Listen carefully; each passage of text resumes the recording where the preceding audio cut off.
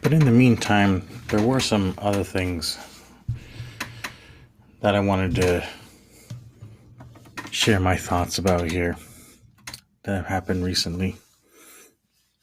One of the things, actually, that I've been put onto recently, and he's doing an amazing job, by the way, is the Stevie Richards show. As of this recording, I'm 4 episodes in. He used to have the analysis channel where he'd like break down, you know, what went wrong with moves and stuff like that. But now he's got a whole new show with sidekick James What's His Nuts from WSI, whatever that is. But no, Stevie always does a great job, and now with his new show, it's really good. I'm really into it. Just you know, shows like the Cornette Show and the Kevin Nash Show, like they're great if you want to listen to old school stories and ribs and have a good laugh and be entertained. But also, I do also like I'm also intrigued and fascinated by the business of the business, as Bischoff likes to say. So, whether actually throwing out numbers or scenarios, or they're talking about the different business deals and breaking them down with numbers and things like that. So, you know, guys like Bischoff that I just mentioned, also Maven Huffman is doing a great job on YouTube as well with that type of thing.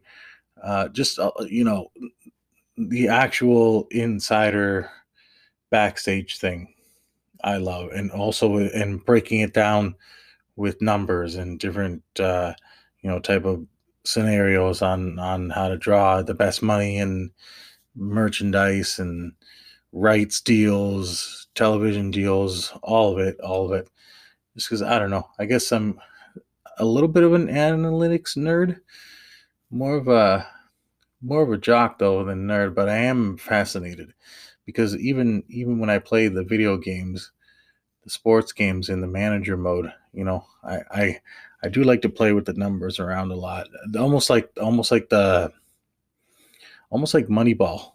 with the Oakland A's and everything in that movie with Brad Pitt type of deal. So really enjoy that, and I really enjoy the Steve Richards. So if you're a wrestling fan, go check it out. He's got it on YouTube, and I catch it on the pod. I catch it on Spotify as well. So there's that. All right. Well, he's not paying me a single dime for that plug, but there you go, buddy. I just plugged it for you. So enough about plugging other people's shows. This is my show. I'll tell you guys a bit about what's going on in my life recently. And recently, we got ourselves a brand new puppy. Really excited about that.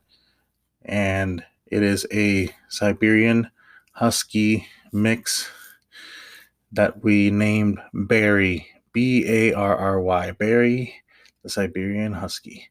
Yeah, he's coming along. We've had him for almost 3 weeks now, and he's already getting big in size, which is very nice. I mean, if you guys are on any of my social media, you should already know that Barry is accompanying an already almost 4-year-old Boston Terrier Chihuahua mix named Kobe, the Black Mamba, Kobe Bean Bryant, the Black Mamba, Kobe Bean Bryant Burgos, the Black Mamba. Who's also a very good pup, and yes, they bonded pretty well. They are a lot like brothers. They like to play around, which is very nice. But they're also, you know, very chill with each other and around everybody else too, which is also really good. So, you know, we're gonna make sure that the pups get along and get that puppy in for training. Already got that scheduled here in a couple weeks. Gonna take some vacation time, head up to a cottage that the wife has masterfully booked for us. It's gonna be quite the tour, though. So I hope the long drive is worth it. All right, but yeah, having a puppy is really good. I really like his energy, and when it comes time for winter, because the Siberian Huskies are winter dogs, then that's going to be a lot of fun too. Get him to push my baby boy on the sled, because they're sled dogs, they're sled dogs. So I'm gonna see if he can push little baby Raph around. That'd be great. And speaking of people getting pushed around or getting the cold shoulder, I guess in this case, Stephanie Vaquer. See, that's the problem. Hey, see, I'm calling out Jim and his little content horror sidekick Brian for fucking up Stephanie's name. See, that's the thing. You white boys got to roll your R's. Stephanie Vaquer. She's Chilean, right? So that's the proper way to do it. So the whole thing with Stephanie was that I guess she tried out for WWE a while back.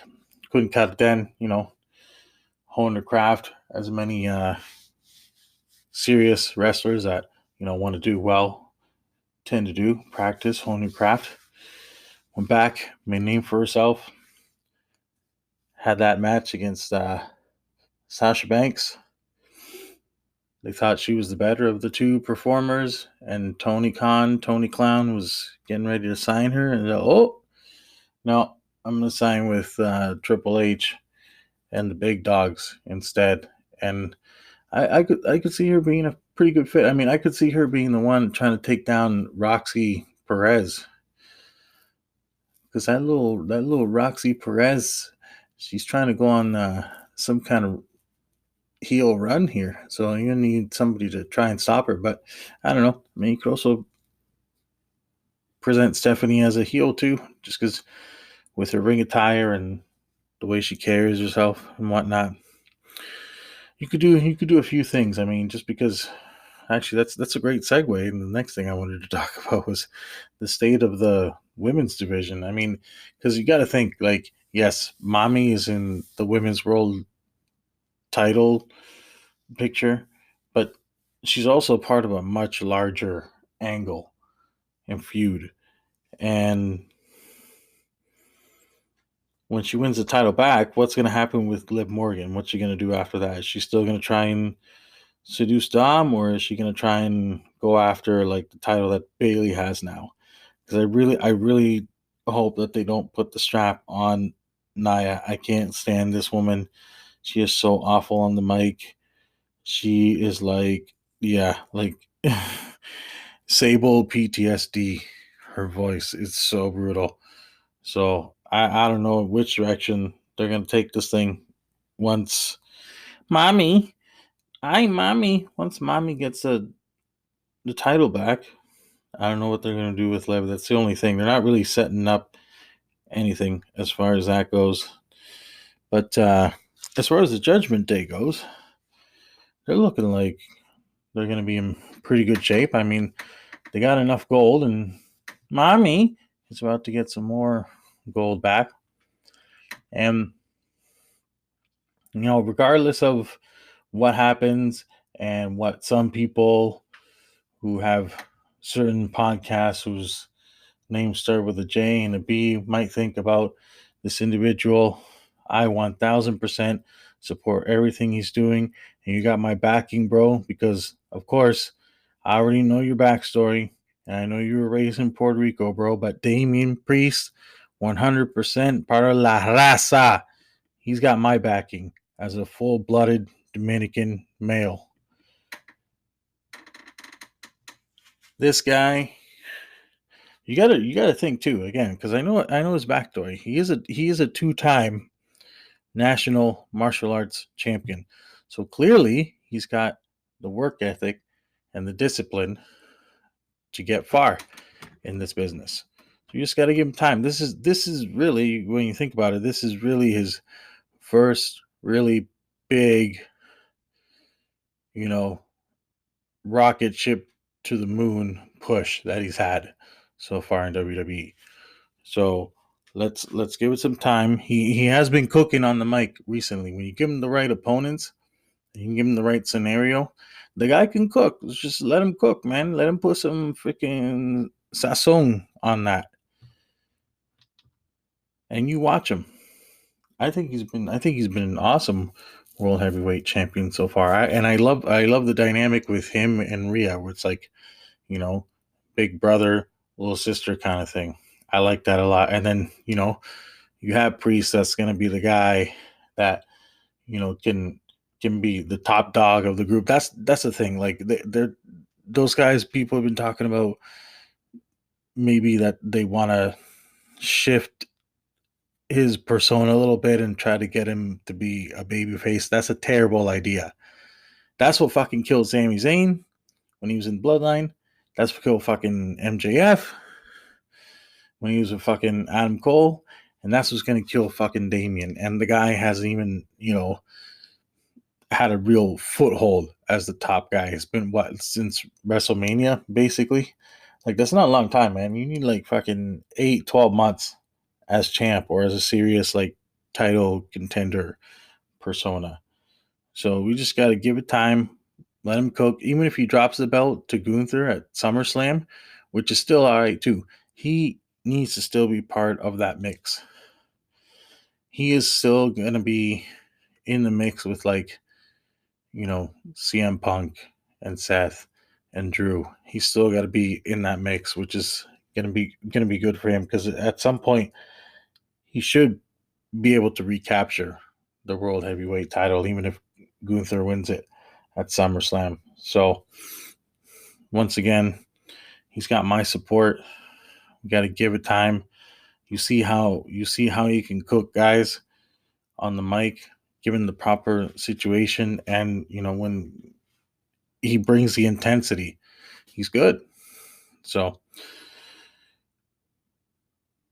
let the man cook.